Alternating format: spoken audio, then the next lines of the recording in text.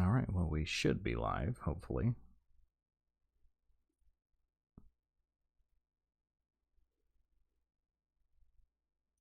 Oh, and I don't have an easy way to check because... Shit. For some reason, Twitch on Firefox just doesn't work. What? Really? Yeah. I can't log in. I can check on my end. Yeah. Because I use Google Chrome. Well, I would use Chrome as well, but that's what I've got AudioShop logged into. Okay. Yeah, so I can hear us both on the stream. Good. So what have you been up to this week? Well, had a wedding over in Indiana last week. Yeah, you were here and you didn't even visit. It was a very, very strict schedule. I left at 4 a.m. So I did not have exactly a lot of free time to myself.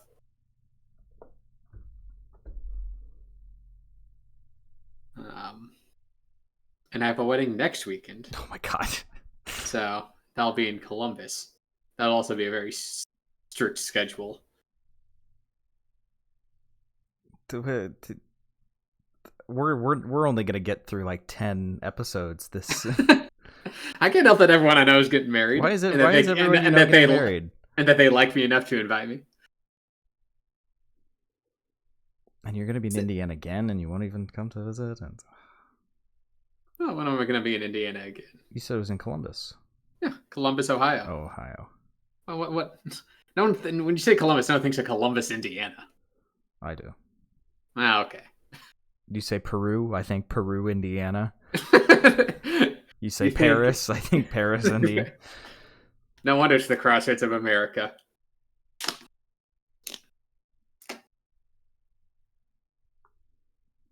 No, but that should be my last wedding for the foreseeable future.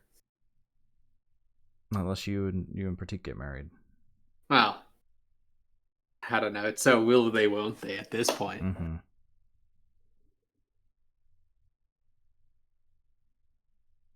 But no, it'll be fun. A lot of travel, but get those airline miles, I suppose.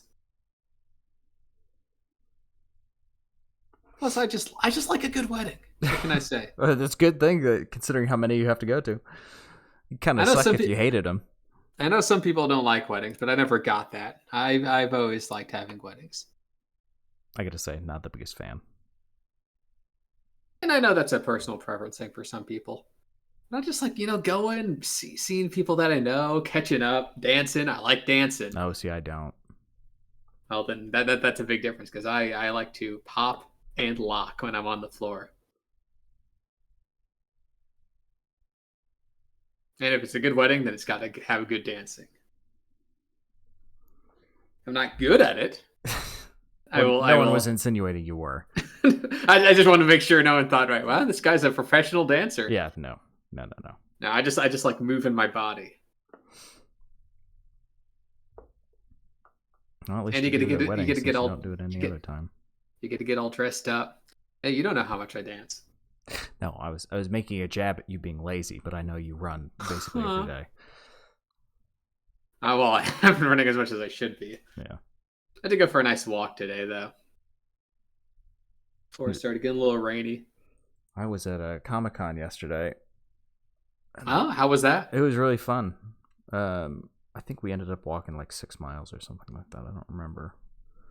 It was pretty far. That'll get your calories down. Did you buy anything interesting? Not really. Nothing spoke to me this time. Normally I always get like a couple of things, but this time I got like a couple of buttons, but that was about it. No big items. Yeah, no, not really. Just kind of looking around. It was fun. Did you get to see anyone interesting? Adam Savage had a panel. Oh, that was really nice. That was one of the better panels I've ever been to. Mr. Buster himself. Yeah, Sorry, go ahead. I was gonna say I've always been a big Ghostbusters fan, Mythbusters fan. Yeah, well, I mean, he was talking about his YouTube channel because he's a full-time YouTuber now. Oh yeah, I've seen some of his videos. Yeah, so he was talking about that, and it was every single question asked was very good. It was a really nice time. And I'm jealous. I do like Adam Savage. Yeah, and we also went to the what was it called? Oh, the Star Wars: The Clone Wars panel with all the voice actors from that. Oh, that's also pretty cool. Which was interesting. I've never seen the show, so I didn't really care all that much, I'll be honest. I've seen some episodes.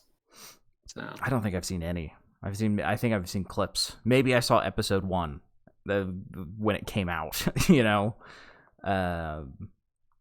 We mainly went because Phil Lamar was there. That was the only panel he was doing that day. I do like Phil Lamar. Yeah. I didn't know he was in that show. But I mean, it was cool because because it was Ahsoka's voice actor was there, Obi-Wan, Anakin, Samuel L. Jackson, Mace Windu. Oh shoot! Of course, Phil Lamar. Who's the other? Oh, was it Philly D. Williams, who basically is one of the other giant modern voice actors? Isn't it Billy D. Williams? Billy D. Williams, whatever. Philly D. Williams. I was scratching it from the back of my head. His evil twin From Philadelphia. Yeah. No, this is my completely original character, Philly D. Williams. But that was cool because he does tons of stuff. And somebody asked him because he did a bunch of SpongeBob voices. So somebody asked him about the glass bones and paper skin. Did not remember it at all. Dude had to repeat. That was him. Sorry, go ahead. I didn't realize that was him. Yeah. I guess he's done so many voices, it makes sense. He also did the green fish in that chocolate episode too, the one that just screams chocolate and chases them. Man's got some range. He does. Who else famous is he? He's the fish from American Dad. We're going through he's got a huge. He's basically been voice acting for the past. I'm very years. Familiar with his name. I remember seeing him pop up in like everything. Yeah, you're right. He's like one of those Phil Lamars or who voices Timmy Turner. What's her name? Yeah, but like her, the big female voice actor. Shit. Yeah, where like they like pop up everywhere. Oh god damn it! I'm too tired to be scratching my brain for this. I can see her face. I'm better with faces than names. I could point her out in a lineup, but that's not very helpful for a podcast format. I believe her name was Tilly D. Williams. No, shut up. I'll find it real quick because she does tons. She's also, I think it's Tara something. Tara Strong. Thank you. Tara Strong. That was all I needed. Huh.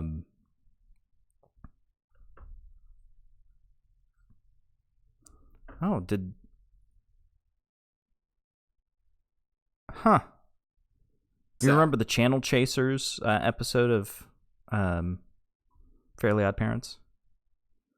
That was a good one. Well, apparently that wasn't Tara Strong. That was Kath Soucie for one episode for some reason. Oh, wow. She did a good job. I didn't notice. Yeah. Well, you might notice going back. How old were you when you saw that? I don't know, like 9. Yeah. It was like I was testing a DVD combo Blu-ray player the other day, and I popped in Space Jam because I got it from an auction. And I want to make sure it worked before I gave it to somebody. That's good. And I popped in Space Jam.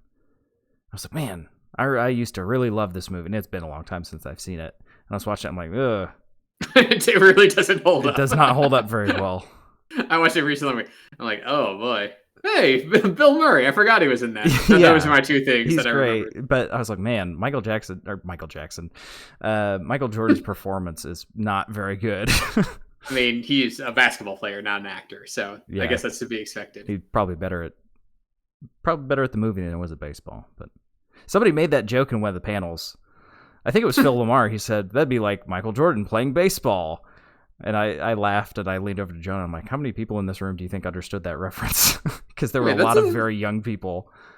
That's true. I guess that was what, like a early 90s thing. Yeah. That's one of those. There's references just die, you know. Not all references. No.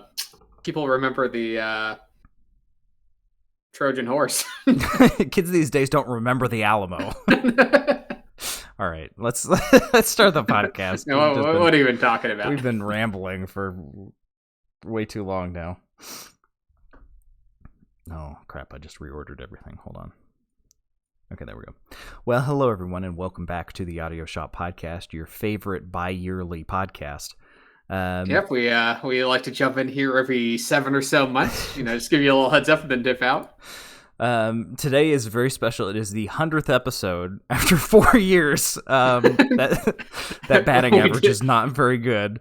No worry, we do these weekly. I can't believe they changed weeks to being 38 days long. I will say you were to blame for quite a few of the misses.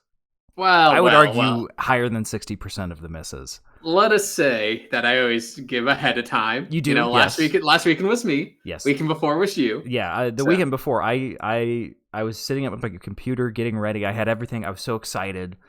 And I was like, you know what? I'm just gonna sit and play some video games before. And about half hour before, my tummy gets a little rumbly. I'm like, okay, well, I've got plenty of time. I'll go use the restroom. And it just proceeded to get worse and worse until I was puking. And then I came back downstairs 15 minutes late and got on the call. I was like, hey, Cooper, I'm ready to go. It's like, Sam, you sounded like death. And I'm like, I not only do I not want it to do it for you, but also I do not want you to throw up on stream. Yes. And so I was like, okay, I guess we won't do it tonight then. And I hung up, went upstairs, and threw up again. And I went to bed and then slept to the morning. So I'm not sure what the heck it was. I guess it was just a stomach bug. But I am good now. No last minute puking. So we'll have to get on with the 100th episode. Yeah, 100 episodes. Can you believe it? Yeah, honestly I cannot. Mainly because I thought we would be way past that at this point. I'm more surprised by the 4 years. The 100th is like, man, have we really only done 100 in 4 years? That's really bad. Like, what are we doing? Well, let's say about 50 weeks a year. It's 52. I know, but you cut off a couple for fine, Christmas. Yeah. Good so what? Over 4 years, a little over 4 years actually. So we should be at episode 200. We're episode 100, so about a 50% batting average. So maybe a little more bi-weekly than weekly. Yeah. Okay, that's not as bad as I was thinking it was, but still not great. And we do it for fun, so there's no if it would be inconvenient, even slightly inconvenient, we just don't do it. Oh, that would mean I'd have to drive home earlier. No. That's okay. I won't. We just won't do it tonight. Oh, we're gonna do it tonight. Well, tonight. I was doing a hypothetical. But it's a good thing that you're busy next weekend because that means I don't have to rush home after celebrating my mom's birthday to do audio shop. That's fair. Well, happy birthday to your mom. Yeah, that means I can dawdle a little bit longer. Anyway, you wanna get into it with some of the history?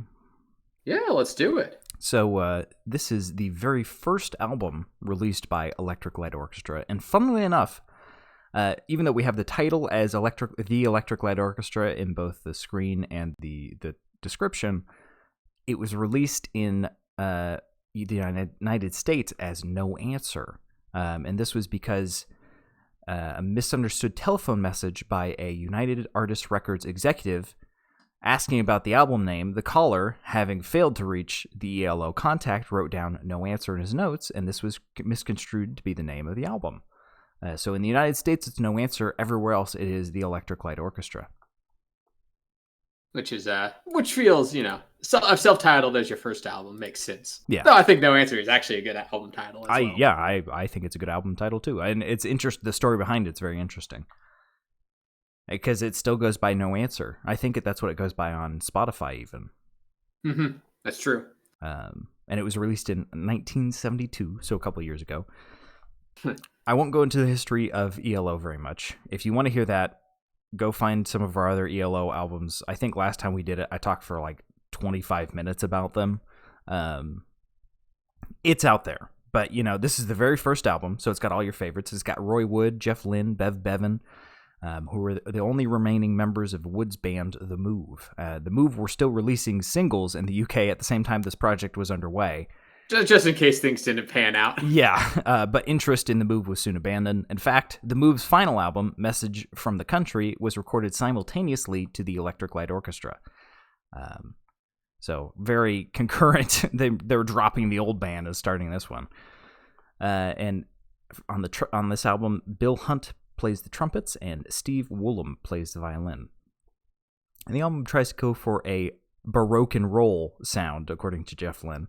And amazingly, Jeff Lynne didn't write and sing every single song on this one because Roy Wood was still around. So I'll list who sung and wrote each one. And additionally, the album only had one single, which is the very first track, if you want to get into it, Cooper. Yeah. I'd say, before we get into that, I'd say I'm not surprised this isn't a singles album. What are you talking about? There's maybe 2 songs of this album that you could possibly make a single. But we'll jump right into it. Track number 1, 10538 Overture. I always call it 10-5-38 Overture, but or 10,538 Overture. That just sounds wrong. This one was written and sung by Jeff Lynne. I don't know what he's doing nowadays. I don't know. I really hope they tour again. I'm kicking myself for missing the 2018 one. Anyway, I guess we should address the elephant in the room before we get into each track. The ELO elephant. You almost got there. The mixing is really bad on this. Not just the mixing, but the audio quality sounds like it was recorded on Thomas Edison's foil phonograph. It's pretty bad. Yeah, because when we said we were going to review this, I've listened to this album before, and you reminded me. You're like, hey, just remember that the mixing's pretty bad. I'm like, well, I don't remember it being that bad. I'm like, wow, these vocals are far back. The mixing. I mean, the mixing arguably isn't. I think the mixing doesn't stick out as much because the audio quality is so bad. But the vocals are very far back. Thankfully, they shout the whole time, so you can hear them. But yeah, but it's still it's like they're on the other side of the room. Yeah.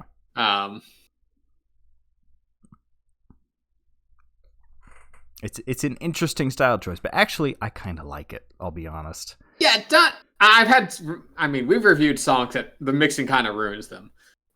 This one, it's not ideal, but it certainly isn't like terrible. It just kind of makes it sound a lot older than it actually is, which might have honestly been what they were going for. But then the following album still has pretty bad audio quality and mixing, so maybe that wasn't the choice. Anyway. I really love the heavy use of strings integrated into the non-orchestral sections.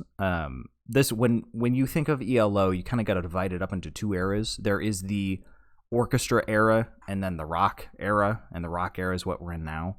There's still some strings, but it's not like the original band when it was the Electric Light Orchestra, right? This is very much orchestra seamlessly integrated into a rock band. These days, it's kind of a rock band with a violin accompaniment. So that's why I got a lot of love for these older albums, because it's such great use of strings. Yeah, no, they really lean into the orchestral, on the ELO side of things here. Obviously, heavy violin usage. Vocals are way in the back, so they definitely don't get in front of the orchestra. And trumpets as well, like you said, kind of lead to this. Actually, surprisingly, raw sound. Mm-hmm. Maybe part of that's just the mixing. Also, not sure if you caught this, but I think they may have listened to the band called The Beatles before. I'm not sure what you're talking about. I think this album might have some slight Beatles influences. No, not at all. I'm not saying that. This song is pretty Sgt. Pepper's. Like those chugging violins. Obviously not mixed as well as the Beatles, even though this came out like 10 years later. But Cooper, I'm not sure what you're insinuating. It's a complete coincidence that the entirety of Mr. Blue Sky sounds exactly like The Middle of a Day in the Life by the Beatles. look, I'm sure Jeff Lynne never even met and worked with Beatle George Harrison and made 2 albums with him. No, not at all. It definitely isn't a lost ELO song called Beatles Forever, which he's embarrassed about because he shit on the Beatles so much in that song and then later on to work with basically all of them. Now, I'm not going to say it's, straight up stealing from the Beatles, but you can definitely see the influences, and specifically the album influences. Well, famously, was it Lennon or was it McCartney? He was doing a radio show and he was introducing Electric Light Orchestra, and he said that had the Beatles stayed together, they would have probably evolved into a sound that was basically just ELO. Oh, that's pretty high praise. Yeah. I'm sure that made Jeff Lynne's day. Yeah. So, we got some great French horns in here too. I don't think the Beatles they did use French horns. Anyway, I was going to say that whole song, Sgt. Pepper's Lonely Heart Club Band. I don't know what you're talking about. It gets a little crazy in the end of this one. It's a little bit too dense to parse out what's happening. I think the end of this is what the kids call shoegaze. Okay. I mean, actually not, well, okay. Proto, maybe very proto. Is this house music? Is this noise? Did ELO invent noise? I believe this is an early form of grunge. Anyway, that's all I got for track number 1. No, we can, so I think it's pretty interesting initial song here. I think it actually does a good job kind of letting you know exactly what you're getting into with this album. Yeah, even if the album does get kind of weird. Maybe not singles worthy, but I guess you can't have no singles. Wasn't Mr. Radio a single? Nope, at least not according to Wikipedia. Oh well, that would be the single I would pick. Okay, in that case, let's move on to song number 2, Eleanor Look at Me Now. What do you mean, Cooper? The song maybe borrowed a little bit from Eleanor Rigby. Well, that's not on Jeff Lynne. This one is written and sung by Roy Wood. Okay. There's the very strong sawing on the strings, maybe putting a little bit too much pressure on the bows there. I kind of like how chugging the violins are. Mm-hmm.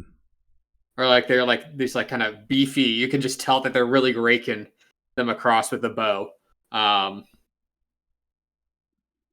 And the woodwinds in this one are so piercing and not pleasant that it gives a very old classical feel to it, which sounds nice, but it kind of sounds like a kazoo. Yeah, it's a very odd duck song because it's really just the vocals, those violins, and that kind of a horn. It's also just Eleanor Rigby. It really is. Yeah, I'm pretty sure it's the same backing track, aside from some other choices they made. I do really love that instrumental breakdown at 2:45, though. That little bit of acoustic guitar that almost sounds lyrish is great. This goes for a very... This is why this song makes me think that they're going for that... they're trying to make it sound older. It's Baroque and roll, They're trying to make it sound as old as possible. It definitely does have almost like a... You can imagine a bunch of ye oldie... fairgoers playing this live almost. Yeah, I'll say it now. ELO invented bardcore. Okay, well, so we're giving them bardcore and shoegaze? Yes. Man, ELO was a mistake. What are you talking about? Bardcore is fantastic. Yeah, and it's got a different vocal performance because this is Roy Wood, so it sounds a little bit different. Jump into track 3 if you're ready, Coop. Track number 3, Nelly Takes Her Bow. Or takes her bow. What? No, that doesn't make any sense. Violin. Oh. This one was written and sung by Jeff Lynne. And for some reason, I always think of this as the lead song of the album. It feels a little bit more polished than the first two for some reason. Yeah, this one's maybe mixed slightly better. Of course, Jeff Lynne's vocals, kind of add that consistency there. Yeah, we get more of those sawing strings and some subdued and beautiful grand piano backing. Lynne is still coming through on the first microphone ever invented, but it's softer and a little bit less harsh. Yeah, plus it pairs pretty well with the piano and violin, I think. Mm-hmm. And more of that French horn, man. I just can't get enough French horn. It's probably the best brass instrument. It's just got such a lovely sound that fits with everything.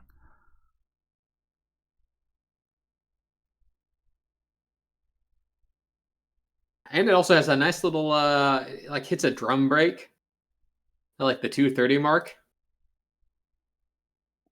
before going into a admittedly odd brass and like dissonant string section. Wait, are you talking about the breakdown at the 3:20ish mark? Well, at 2:30 first. Okay. And then it goes into the actual an actual groove at like the 3:20 mark. Yeah, that is what I assume is where Nelly is playing her violin solo. Nelly knows how to work that bow. Yeah, she took it. Ignoring the fact that he says Nelly takes her bow in the song, whatever. The vocal mixing gets really bad by the end of this. I can still hear everything, but I'm not sure I can speak impartially on this because I've listened to this album hundreds of times. Hundreds of times? Probably. Wow. I mean, it also does he does that cover of a few of my favorite things. just busts in there. Yeah. It's a very, very odd duck of a song.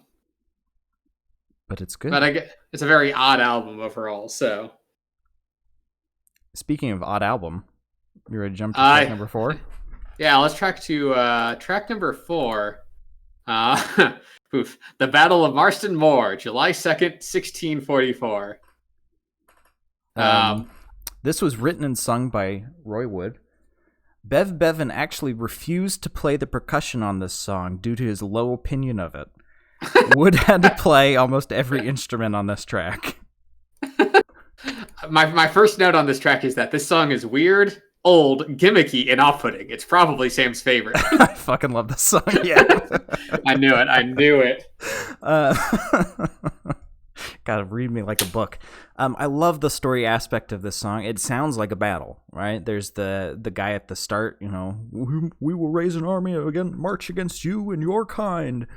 And then it goes into this very, marching kind of old style, clashing of cymbals. Strings right after the rallying speech are great. It's some of the cleanest on the album. And then you jump to 2:55 and there's lovely brass. And a hard cut that rolls back into the string section. It's just beautiful. I love this song.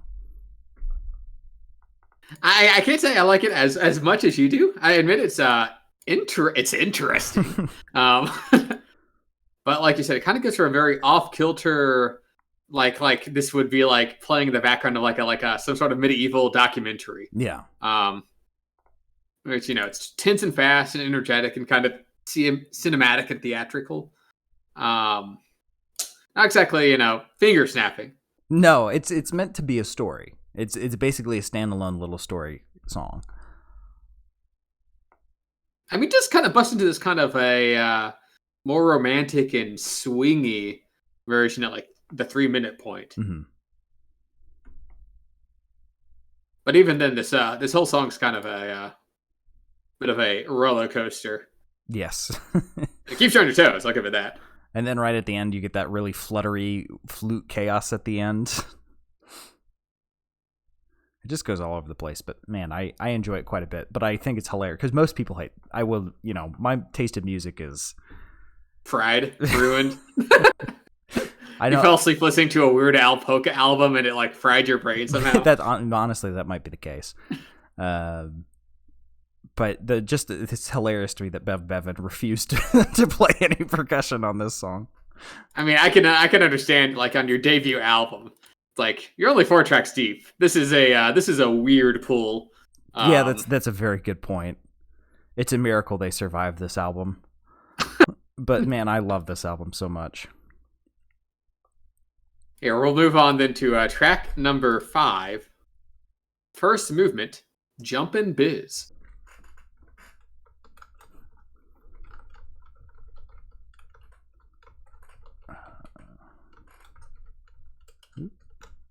Oh, if I could type. Which is I think a refreshing change of pace from the last song. Yes, this one was also written in... Well, I wouldn't be embarrassed to play this in front of a girl. Hey, you think Seabat's bad? Put on the Battle of Marston Moor. Oh, Lord. This one was We're going to bang like it's a Civil War. This one was written by Wood. It's just a nice little short instrumental piece that kind of breathes a bit of freshness in after the darkness of the previous song. Yeah, it's a bit like it's an acoustic-led groove that has a fun main melody.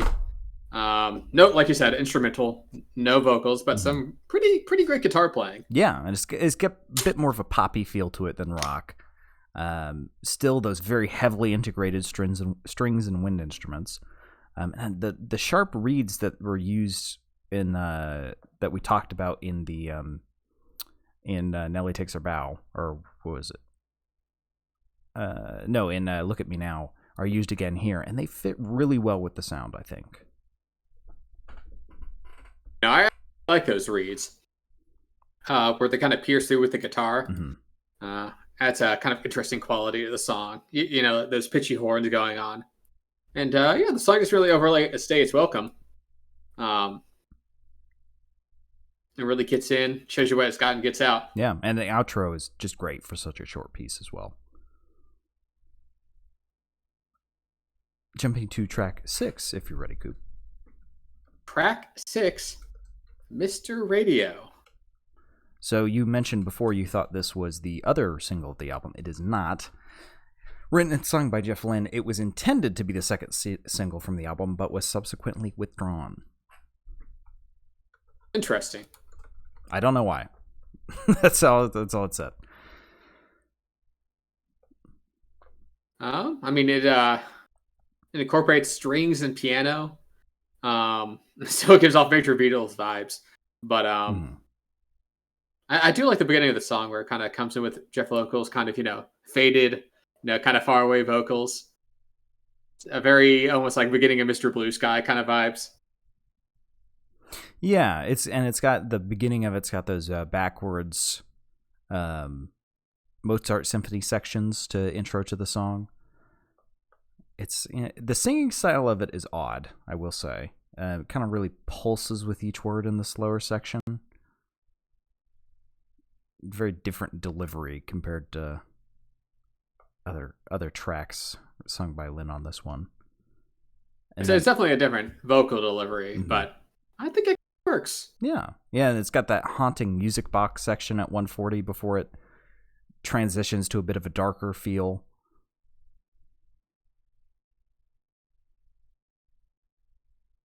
I mean, it's a dark song. Yeah, it's pretty dark, but it's still got a very nice, pleasant composition. I mean, good piano. I think the violins play a lot. I mean, vocals are still a million miles away, but a little closer. I will say the focus is kind of on the vocals. The instrumentals aren't really vying for the limelight there. Pretty odd mixing. Pretty odd ending, though. Yeah, it is a weird ending, and it fades out to like it's a mistuned radio. I mean, the story of this song is about a dude whose wife left him, and he just is all his only companion alone with his radio. Yeah, is his radio. He's kind of hello, crazy. Mr. Radio. No, I quite like this song. The vocal delivery, I think, is really good. I really like the instrumentation. I mean, this and the 10-538 Overture are probably the most digestible songs on the album. Yeah, Mr. Radio definitely sounds like a later ELO song. Yeah, like if you'd put that on Out of the Blue, I honestly wouldn't be that surprised, or I wouldn't think it was that out of step with everything. Stop shitting on the Battle of Marston Moor, Cooper. Jumping to track 7. Oh, okay. Let's shit on a different. Let's go to shit on. I kid. But Manhattan track number 7, Manhattan Rumble, 49th Street Massacre. It's another very weird song. Oh, I love this one more than Battle of Marston Moor.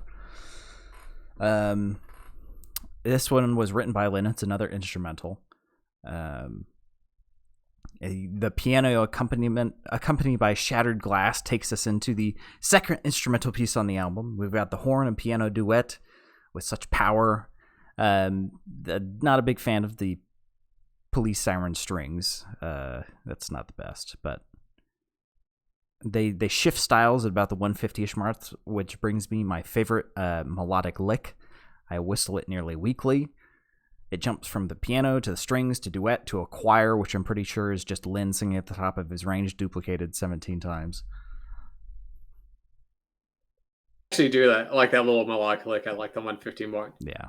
I mean, it gets weird and frantic, but that's kind of like the whole vibe of the song. I mean, it's got that haunted piano, the crash in the beginning, the violins, chugging through. Very dramatic song, but I think underneath it all, the instrumentation is very colorful, which I feel tells almost a better story than Marston Moor. The way this jumps around. It's still like in your face, but it's not too on the nose about it. Yeah. Well, there's a reason that every single later ELO song was written and sung by Jeff Lynne and not Roy Wood, but I'm probably going to make people upset by saying that. I mean, Wood has a strong fan base, even though I'm pretty sure this was his only album with ELO. And I do like that. I certainly like the song more than Marston Moor. I mean, it's odd and weird, but it's enthralling in a way. Yeah. Oh, the ending section is a little underwhelming after the style shift, but overall, very nice. I like when bands include instrumental pieces. I wish they did them now. ELO has not done an instrumental bit for quite some time. I don't think Jeff's going to be releasing a song like this anytime soon. No, sadly not. Yeah, the only reason that strings and the brass was dropped from ELO is because Jeff never learned how to play them. I'm sure if Jeff could play them, then they'd be in there. Yeah. Hey, Jeff. Hi, Jeff. All right, Jeff. Jumping to track 8, if you're ready, Coop. Track number 8, Queen of the Hour. The string so thick. It's Queen of the Hours. Sorry, Queen of the Hours. Unless you mistyped this, like when we did the Miracle Musical one, and you typed Introduction to the Show when it was Introduction to the Snow. But okay, H's and N's look very similar. This one was written and sung by Jeff Lynne.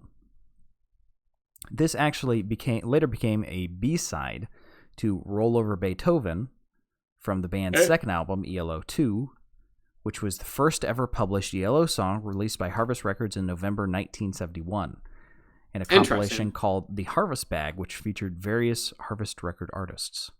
So this was the first ELO song, technically. I was surprising they chose this one as the B-side, but... Really? I mean, the lilting vocals are nice over that melody, but the strings just feel kind of uninspired to me. Aside from the lead violin, that is. Yeah, the strings are certainly a little less, I guess, creative as the other songs, but I do kind of like the fiddle that's going on in the background. I think it does the heavy lifting of the song anyways. Yeah. Mixing is still weird, but at least I like the vocal delivery on this. Yeah, the vocals are never bland, I'll give you that, on this album. There's always a different... This one is kind of lilting and falling over, and then you've got Mr. Radio, where he kind of really pushes out air at the first of every word. Interesting deliveries.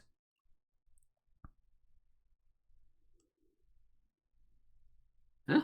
You get to go on to the last song of the album then? Yes, we can jump to track number 9, the last track, Whispers in the Night. Sorry, Whisper in the Night. Whisper in the Night. Please, Sam, don't missay the albums songs. Sorry, That's very embarrassing. I pulled a U and added an S to a word that didn't have one. This one was written and sung by Roy Wood. Bless you. Excuse me.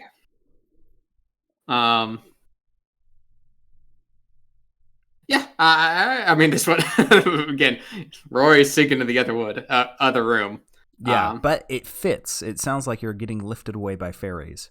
I mean, it is whispering in the night. Yeah. So he's he's shouting, but it's from the other room, so it's quiet. Yeah. Someone has to put together the party you're at is playing ELO's No Answer, but you're in the bathroom and it's playing through the walls. The choir at 225 goes way harder than it needs to.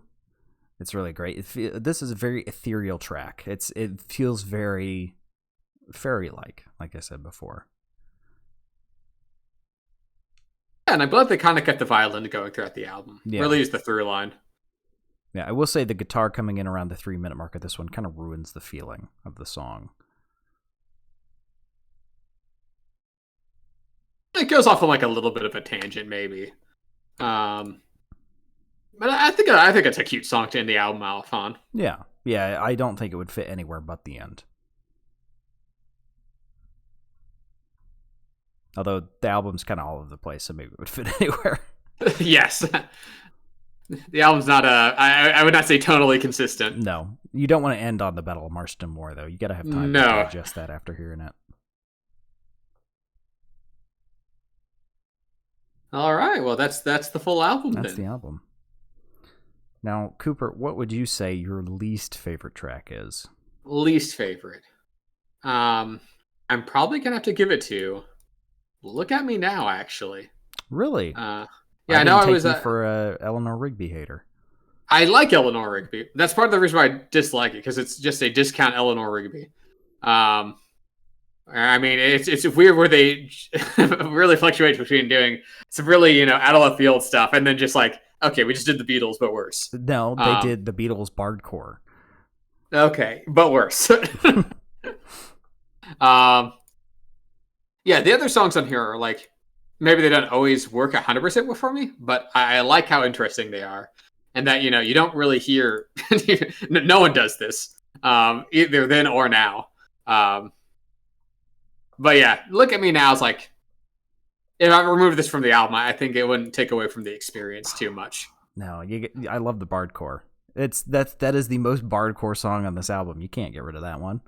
Yes, you can. No. Oh, what about you, Sam? What's your least favorite song of the album? I'd say probably Queen of the Hours. Oh, really? Yeah, I don't know. It compared to everything else is so interesting, and this one is just kind of it's just kind of there. It's an interesting. It's a fun enough song, but it's just uninspired compared to everything else.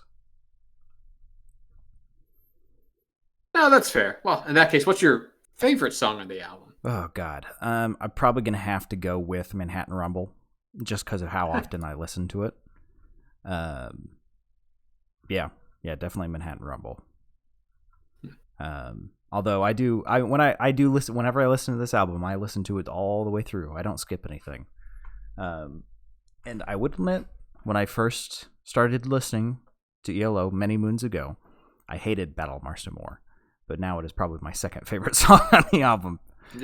Jeff Lynne as Stockholm Syndrome you. That one was written and performed by Roy Wood, so no. Whatever. What about you, Cooper? What's your favorite song, then? I'll have to probably go with Mr. Radio. Oh, that's fair.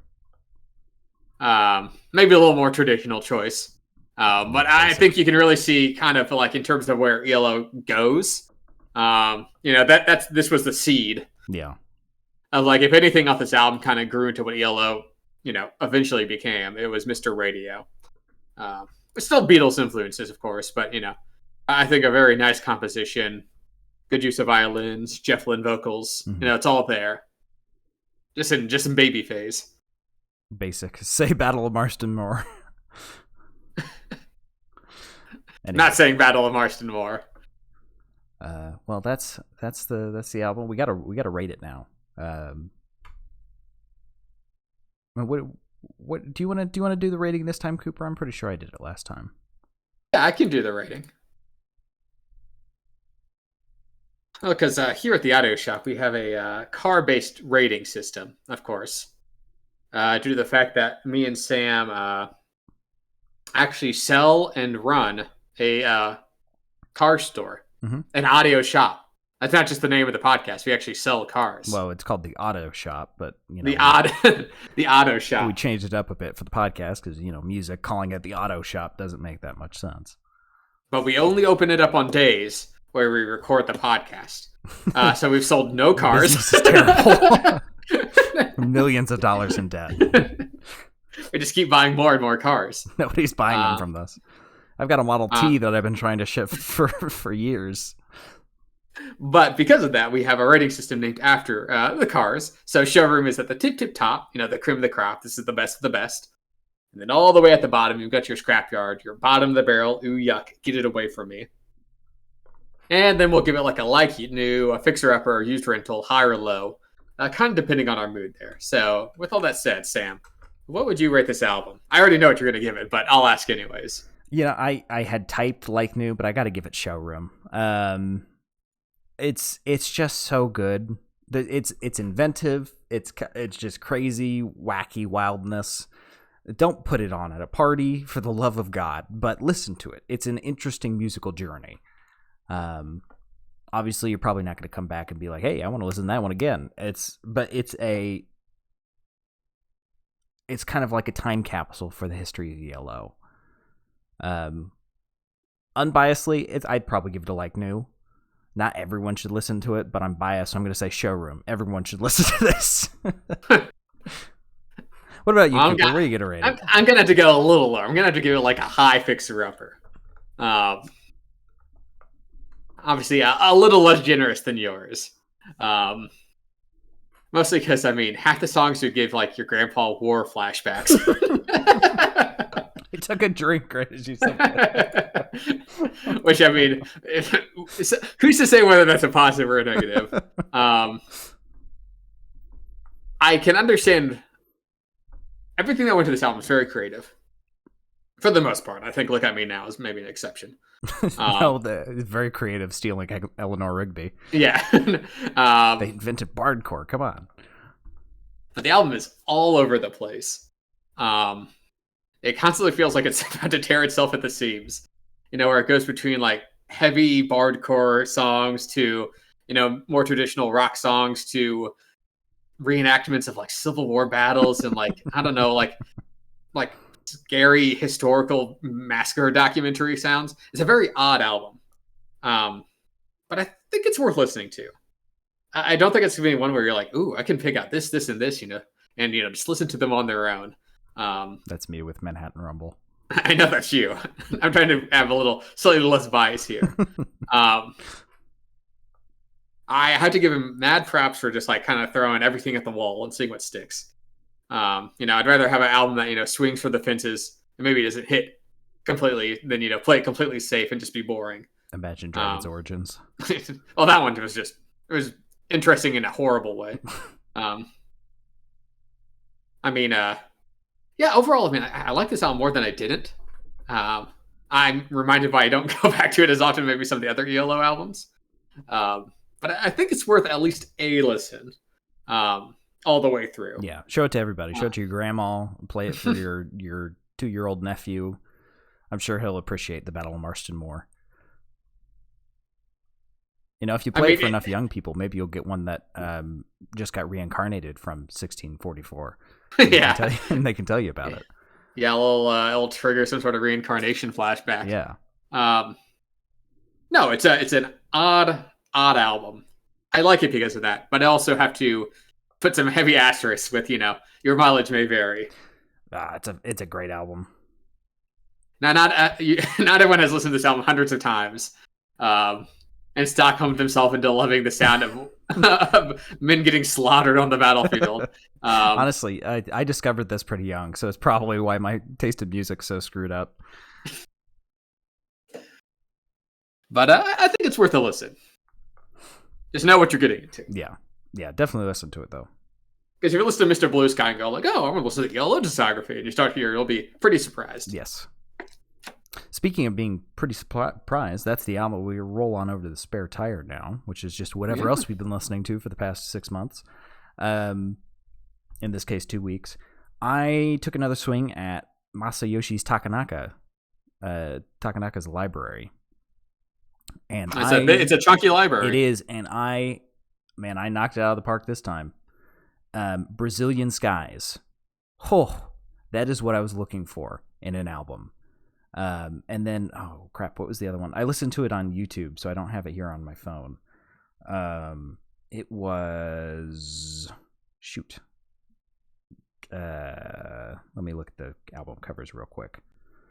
It was An Insatiable High. That was the other one. That one was real good. That was basically the spiritual continuation of On Guitar that I wanted. So I'm gonna dive back in because On Guitar was 1994, and then Insatiable High was 77. Because I went back to the beginning. I listened to Seychelles. I listened to Takanaka. At that point, I was kind of like, this isn't really what I wanted. But then I got to Insatiable High and Brazilian Skies. I'm like, okay, yeah, now I'm reinvigorated. I need to go back in. Because it was exactly what I was looking for. And then I also listened to Fum. God damn it. Why does this guy have such a hard name to say? Fum Vifurit, PHUM space VIPHURIT. Saw the piece. Who's a... Oh, shit, I read his... He's a... I think he's Thai. He lives in Thailand now, but he was raised in New Zealand. Oh, that's interesting. And my girlfriend turned me onto him, and he's pretty good. I like his sound quite a lot. So I need to listen to some more of him. He's got a very nice, soft kind of style that vibes with me quite well. And then what else? Of course, ELO.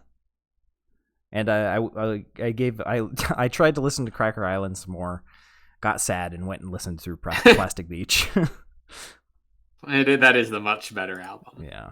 I keep listening to Cracker Island, and I'm like, oh yeah, I want to listen to oh wait, hold on, the rest of the album's not that good. Unfortunately, a bit mid. Yeah, so, Silent Running and New Gold have continued to grow on me, but the rest just. You don't like Skinny Ape? I like Skinny Ape. Nah, I wasn't the biggest fan of it. Skinny little. But yeah, I wanted it to be hard. I want hard. So then I retreated to my Star Wars Samba by Masayoshi Takanaka, which I sent to the group chat on Star Wars Day. Oh no, I saw. What have you been listening to, Coop? I actually listened to some new stuff this time. Yeah, I've been listening to some albums as well. Of course, let me just pull up my list here of what I've been listening to. A couple of new albums came out that I was quite enjoying. The Caroline Polachek album, Desire, I Want to Turn Into You. Not super new. I think it came out in February, but a pretty good album. The new Jessie Ware album, That Feels Good. Whew, that's a good album. Jessie Ware's last album, What's Your Pleasure, was excellent, and this one continues to be excellent. A lot of disco throwbacks. Ooh. Very lush instrumentation, amazing vocalist. This is a sexy album, and I quite like it. Listen to a little bit of DJ Harrison, his album Stash Box. Also, managed to listen all the way through of Mac DeMarco's new album, One Way G, which is a 199 song album. Nearly 9 hours long, I believe. That's a long album. Yeah, well, it's mostly it's basically all his scraps and kind of instrumentations that he hasn't used over the years. And he just kind of compiled them all into an album. Mm-hmm. And Mac DeMarco, I'm not sure how much you've listened to him, Sam, but it's very mild instrumentation, very laid back. So his instrumentations are that way as well. So it's actually a very nice, just kind of background music album for reading. So when I've been reading, I can't listen to music while reading like a psychopath you are. I'm not listening to heavy metal or like Battle of Marston Moor or something. This is very. I can't. It has to be silent. I can't read. I get distracted. No, just this one has no vocals. It's very mild. I guess some of the songs have vocals, but only like 20 out of the 200. That's a pretty good ratio, though. So, yeah, I think overall there's just like I like Mac DeMarco. This Old Dog is one of my favorite albums of all time, so I'm a sucker for him. But just like his instrumentation, so I listen through it. Definitely gonna skew my end of year Spotify report, yeah. But whatever. You don't ever feel like, because when you're reading, it depends what you're reading, I guess, but don't you feel like the music might clash with the tone of the book? I mean, it can, but I can emotionally separate them from each other. That's weird. Can't do it. I can't do it. Can't do it. Can't be done. Anyway, that's the show. That's the 100th episode. There it is. That's the we're gonna run out. We're gonna start. It's a good thing that we're so inconsistent because we've still got plenty of gorillas and ELO to go through. Well, yeah, that's why we actually take so long, so that we give Jeff Lynne and David Albarn some additional time to make their albums. I don't think we're ever getting another ELO album, Cooper. I'll be honest. Oh, come on, Jeff's still got at least one left in him. I mean, I really hope so, but I'm not hopeful. We'll see. Only time will tell. Because Alone in the Universe came out 2016, and then Jeff Lindsay, what was that one called? From Out of Nowhere was 2018, I think. So it's been a hot second. Oh, fingers crossed. Who knows? Yeah, Alone in the Universe was 15, so even longer ago. And then From Out of Nowhere was 19, so longer gap. Okay. No, yeah, well, maybe if the timing stays consistent, maybe we'll be getting a new one this year. Who knows? Maybe he's been cooking something up over COVID. Yeah, maybe. I don't know. We'll see. Anyway, that's the show. Thank you guys so much for listening. If you've liked what you've heard for some reason, you can scroll down on the Twitch page to the picture of Jeff Lynne. Since I'm the one that runs the Twitch page, I get to decide what the pictures are. And he's the guy with the aviators and the fake afro. Click that. That goes to YouTube, where almost all the past episodes are. You can listen to all of them. I wouldn't. The first half are really bad. Years 1 and 2 were rough. And then if you're listening on YouTube and you want to listen to us live and heckle us live from the chat, you can go to the description of the video, and we're live 8 p.m. Eastern, usually every other week on Sundays. We try. I think that pacing is much lower for this year. I think we've only done like 4 or 5 shows this year, and it's almost June. Now we're going monthly. Yeah. But what about, is Twitter still a thing, Cooper? I've been seeing people pulling out. What platform do we need to jump to? Is it Mastodon? Are we gonna have to start making farts? Twitter's instead of tweets. I don't want to make farts, but we are still on Twitter. Audio Shop Pod. That's POD. We'll let you know what we're listening to and when we're listening to it. So give us a follow there. Yeah, and that's all we got. We will see you next time. See you later, Shoppies. See you.